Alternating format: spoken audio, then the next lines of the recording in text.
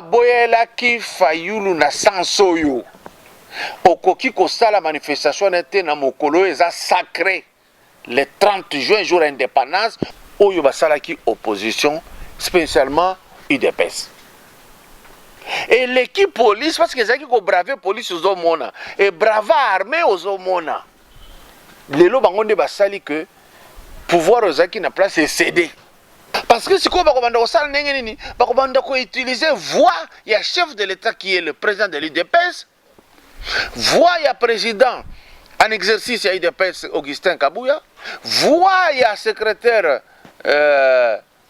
donc le président ya UDPS actuel Kabound voix ya secrétaire général ya UDPS Augustin Kabouya bakobanda ko utiliser bino na au nom de la coalition bo etufaka moto ya UDPS et profitaka bango.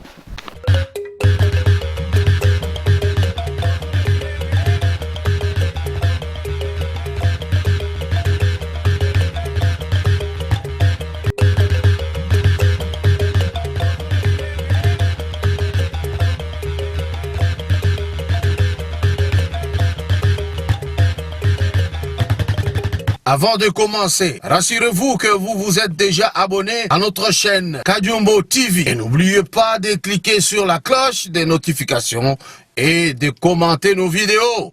Merci. Papa, maman, au Vandi na Royaume-Uni, topé aux Anandeko na Londres, Pesa et Sango.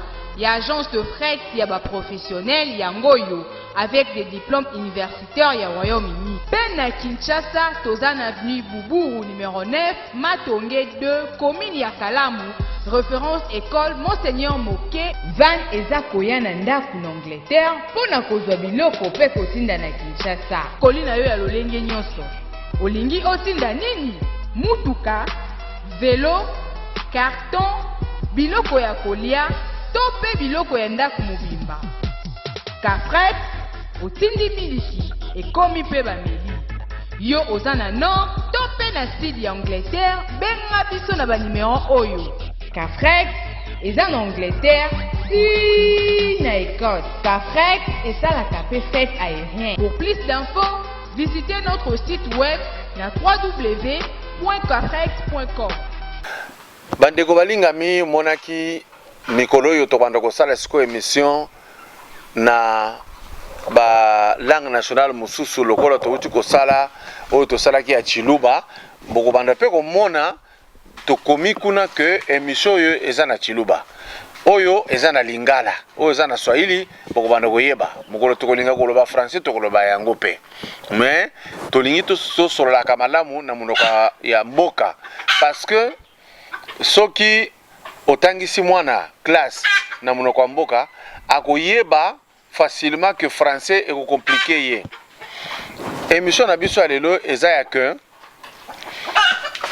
tolingi to lakisa ba erreur oyo biso tomonaki oyo mokonzi ya mboka ase asali ti tokomi na niveau oyo toko analyser ensemble bino pe bolanda soki toza na nzela bokoloba toza na nzela soki tobungi mwa nzela bokorige biso po tokoka kobongisa biso tomoni que depuis que mokonzi ya mboka azwi kiti to constate que eza na ba place oyo asalaki erreur selon tozaki koganga makasi tokoumela te il faut boyeba que oyo alingi yo akopesa remarque pour changer mais oyo alingi yo te soki azaka posa na mbongo na yo akozwaka mbongo esili le reste akozala kuna te eloko yango oyo tomoni erreur ya liboso ezalaki ya que mokonzi ya mboka Tshisekedi Tshilombo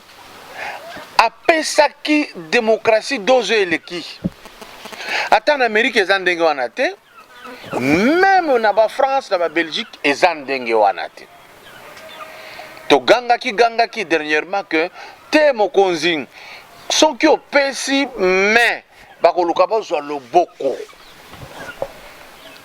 ekosimba te.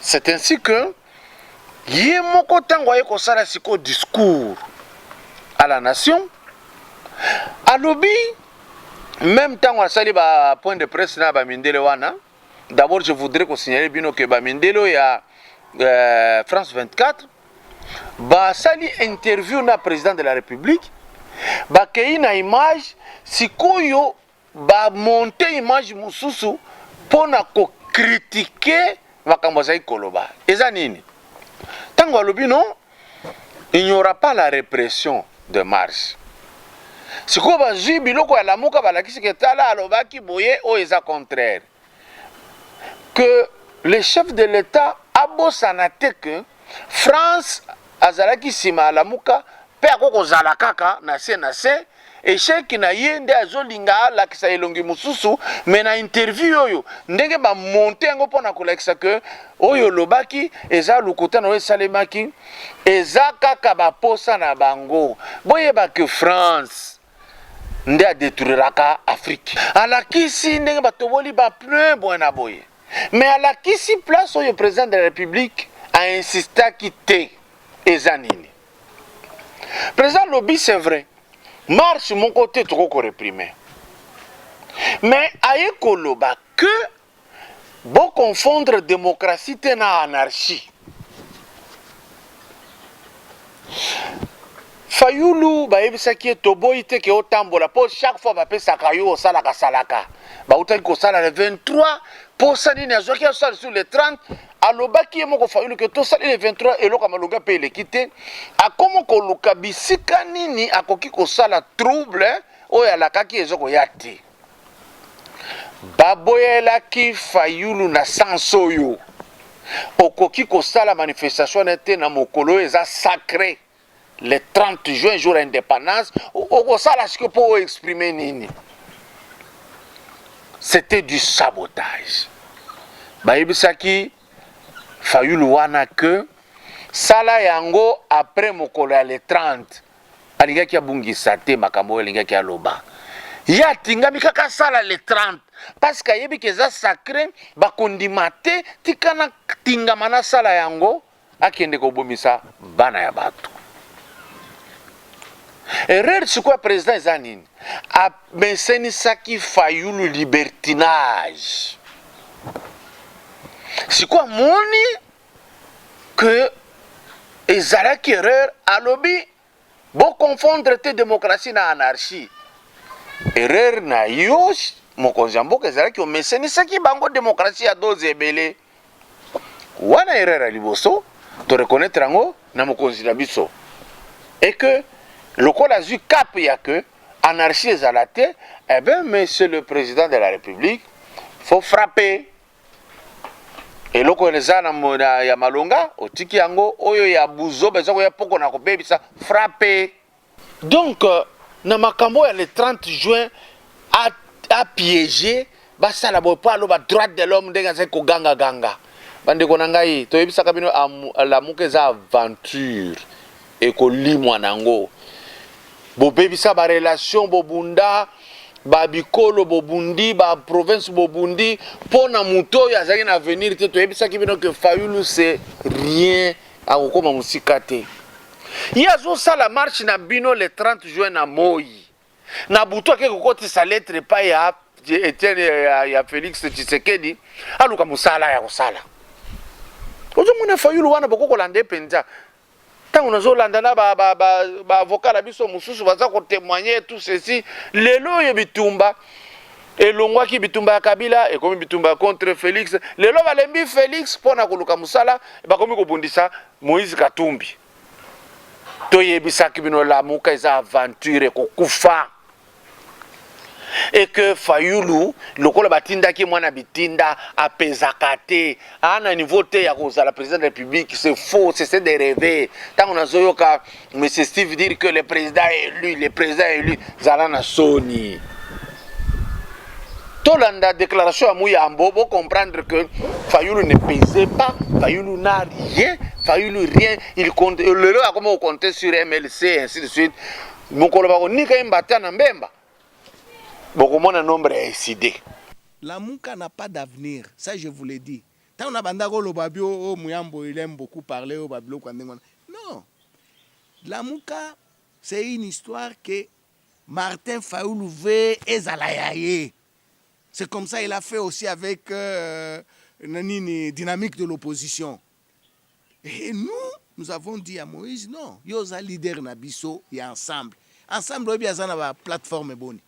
Tozana G7, Tozana AR, Tozana Nini, non, AMS, Tozana AMK, voilà, avançons. Bisogno Soana, Moïse, il est lobby, d'ailleurs ça se termine le mois prochain. Il n'est plus nani leader, il est nani Fayoulou a commis président Nabiso. Papa, c'est quoi ça comme blague? Moi j'ai connu Fayoulou. Fayoulou il est de Kanloukala, c'est là où il est populaire. Même moi, c'est pour ça que je regrette. Si je n'étais pas en prison, je n'étais pas en parc, 100 000, je suis candidat président, avec considération. Yami Balé. Ah, autolobi, il faut frapper. Vous voyez comment on a que Makamo Salamé qui a la corruption, il y a un sénateur, aujourd'hui, il y a temps et belé pour nous punir, si le lot punir te, et si goût n'a pas de désordre, union, il y a profiter de l'objet, n'a immunité. On a compris que le Congolais qui est dans le Parlement pour avoir une immunité pour servir la nation. Tant que ils ont sauté. Tant ils ont colo. Tant ils ont sauté. Ils ont travaillé contre nous. Ce qui fait que, il faut qu'on punisse encore très vite parce que les Congolais, ce que tu as a mécénie à Boudeyu. Au moins, il ba combattre basalaki de kambo ya mabunda. Ndebo il faut à la peine à union sur ça qu'on recouvrir mandataire de l'État, ministre Rolinga Sala Buzoba, il faut punir. Par exemple, le ministre à portefeuille a signé pour que Papa Kyungwa commence à la Moussala, Lukonde Kenge, Fabien Moutom, une équipe na bango nyoso ba Tchakwiza. Non! Ministre fois ça là, oyeza bosenga na yo. Il faut ça là plan projet za ya yo. Yonde ko défendre yango après 5 ans. Aoumeli longolai. Kozana est tenté et je pense que mususu mutu makasi baya ko mekape ko sala buzoba. Cette erreur ezaki na Kabila oyake. Batu bakuganga ya fandika ka kimia. Ti batu bakoya kolemba ata ye ko lukasa la moi sembler à solution et ko pesa li soute mais Kabila zaki pe na solution ta moko te za ko pesa na batu akotika pe ndenge wana pe esili. Troisième, tu komona que eloko to gangaki na salaki tour na ye komona que IDPS ba komi lokola ba na etike na ville wana komona na ba veni Tombalbay bazaka organiser très tôt matin 6h ba ye ko sala meeting na bango ba pesi ba information. Monsieur le président de l'IDPS, Monsieur le président de la République, oyo eza erreur ya kotika bango musika tro na bino. Armée ya makasi ya yo oyo ememi yo lelo na pouvoir eza ba combattant oyo basalaki opposition spécialement UDPS. Et l'équipe police parce que ezaki ko braver police aux homona et brava armée aux homona. Lelo bango nde basali que pouvoir ozaki na place et céder. Soki otiki yango Tamulayi, bango moko, ndenge tozomona, osali confiance kaka na FARDC, na police, la population ou le peuple, bazaka makasi ko le armé. Tu peux constater que baoumeli trop ozana bango lisusu te. Ko kanisate que soki o s'adresser na bango, bakosakana na yo. Non, bayebi que ozana rigueur ya makasi. Papa oyo asololi na bana te Tamulayi bana balingaka kotia matoyi bayoka batu mususu. Ça c'est très important. Toye komona que baza organiser bango moko bakendaka kosolola makambo na bango na ba parlementaire debout. Est-ce que vous êtes sûr, monsieur le chef de l'État, que message ba pesaka kuna eza oyo ezo cadré na vision na yo? Vous ne voyez pas que il faut pour ça, on remonte bango, ba perdra qui est belé pour être au téléma. Les lois bokonzi, eza bokonzi na bango. Il faut pas se sentir que eza bokonzi na bango, eza bokonzi à peuple congolais. Ba onyos bazali ko téléma. Yango na ba mtusu ba comprendre ki ngai bien te na makambo nazoloba. Tango yi de pesa za ko souffrir ko téléma. Église a réveillé ezalaki te. Bazali ko bimate. Bazali kote ya ke bokonzi ya Nzambe tambolaka te na politique. Lelo bango nde batelemi bakoma ba ami proche ya président bazalaka na ye basimba ye mais na population oyo esalaki mosala ekomi pembeni wana eza erreur. Tango Mabunda salaki bêtise na wej eza population motelemaki église a réveillé te. Nous avons insisté ça et puis ba erreur rebelle boza nango. Vous voulez confondre la Bible et Jésus. Quand vous analysez la Bible pour la collection, vous pensez qu'on n'aime pas le Christ. C'est faux. Vous voulez dénaturer.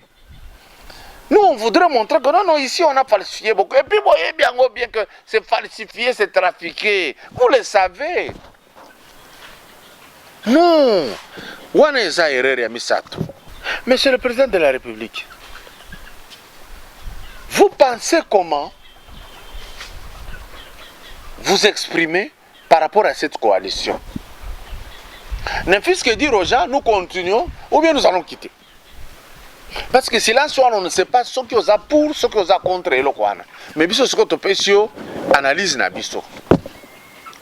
Ce qui Hollandi coalition, comment qu'on utiliser UDPS, cadre UDPS pour étouffer les combattants.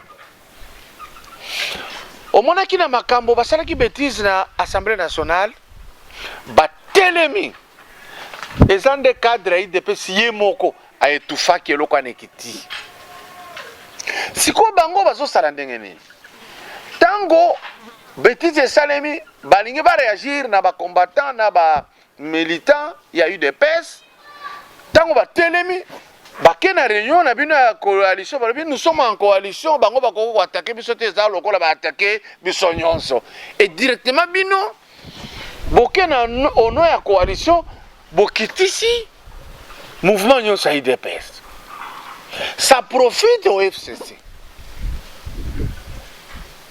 parce que siko bako banda osala ndenge nini bako banda ko utiliser voix ya chef de l'état qui est le président de l'IDPS voix ya président en exercice, il y a UDPS Augustin Kabouya.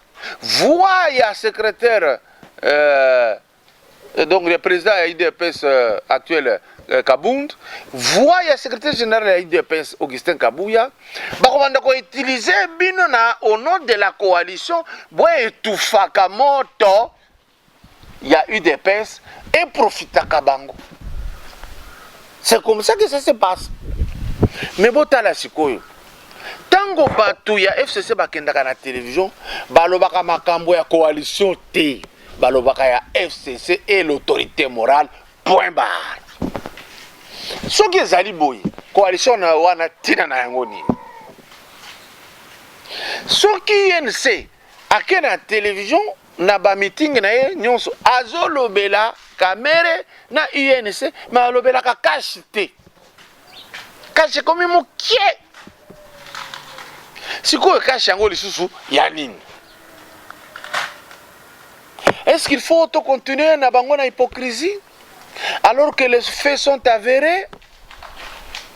N'est-ce pas là une erreur d'appréciation et qui peut coûter dans le futur? Là c'est vraiment très important à regarder, surtout mais c'est le chef de l'État. Comment est-ce possible la correspondance à la présidence de la République et se retrouve dans les réseaux sociaux? Comment est-ce que se retrouve dans la FCC? Comment est-ce que se retrouve dans la Mouka? Vous ne voyez pas que le temps que vous prenez pour agir, mettre hors d'état de nuire les traîtres, parce que je suis sûr que vous les avez déjà identifiés, ça va jouer contre vous. Vous ne voyez pas qu'il faut qu'on longola bateau parce que ba correspondance le premier signe où il fallait confiance Koufa na alliance wana ezalaki nini tango babimisa ki budget oyo l'état congolais babimisa ki pona kokunda papa Etienne Tshisekedi, c'était déjà le signe ya que batutu naza na bangwawa bao portenga na motema te baye po bazwa jipo ebopesaki ebele baye po balia salaire oyo bozo kopesa ebele tozala mbangu monguna siapusani pembeni. Le Congo a besoin de mieux. On a outil ba Congo nzela oyo oza kosala depuis mitendi ba comme kokota ti na niveau ya douane. Félicitations, monsieur le chef de l'État, qui a continué avec votre vision. Mais nous voulons voir ces visions, ces sortes de moutons, et si là. Et nous voulons entendre que assainissement et salamaki na entourage yo bosali correspondance babimisi na réseaux sociaux même la période de Kabila Joseph na monaki angote. Une fois de plus, si j'ai mal parlé, veuillez me pardonner. Néanmoins, il y a quelque chose là-dedans où il faut que talango. Enfin, Congolais bozoka musanga ite soki bozo critiquer makaba bokoko tozonga biloko kuna pamba mwana boye, on se connaît. Tant les Congolais soki okeko sombe loko na dollar. Congolais akozwa azotala abaloli yango boye azongisi alobi pota ezala te avérifie tout nyonso aza kobatela mbongo ya mopaya avec souci ya ye mbongo akofinafina yango bakosima yango na mafuta ya mbila mafuta ya moteur azokipete. C'est de la même manière pour ce qui est de la spiritualité. Ce qui va tanguer le solo de la Bible, obundi makasi. Mais batoyo bayaki na Bible tango ba fingaki bonzambe na biso ke boa bando ki boa zéro. Ozaki makasi wana te ya kotelema na nguya wana. C'est là où il y a le problème. Talamien congolais protège Libanais, Indien, Chinois, makasi. Mais à protéger les Congolais. Beaucoup de gens qui sont amour ya biso moko entre biso, to se protéger chez les Arabes, ce qu'on a problème na Arabe, yeba ke Arabe kolonga ta ndenge nini yoko kweya. Nde bokoko yo to zongi saka yango wana. Moi si ala ta propre li puta bien boy nde bokoko na biso ke basho bakomi kolata bakola lelo bazoko sa ke pone elanga mvule konoka bakolata bakola bazolata ngo sanka leçon bakokota nango na église chrétienne à l'aise biso bonzambe na biso tozolo ba bokoko eza oyo bino bozoke na koganga kuna te bokoko kindoki fo na oyo na lobaki ya bokoko boyoka idée na ngai ezaki nini bolingi bosala confusion ya kolobela Jésus-Christ na kolobela Bible eza ba oyo aza mutu oyo eza eloko bosala confusion te bolanda biso avec précision. Nous analysons la Bible, ce qui est écrit. Jésus-Christ n'avait pas écrit.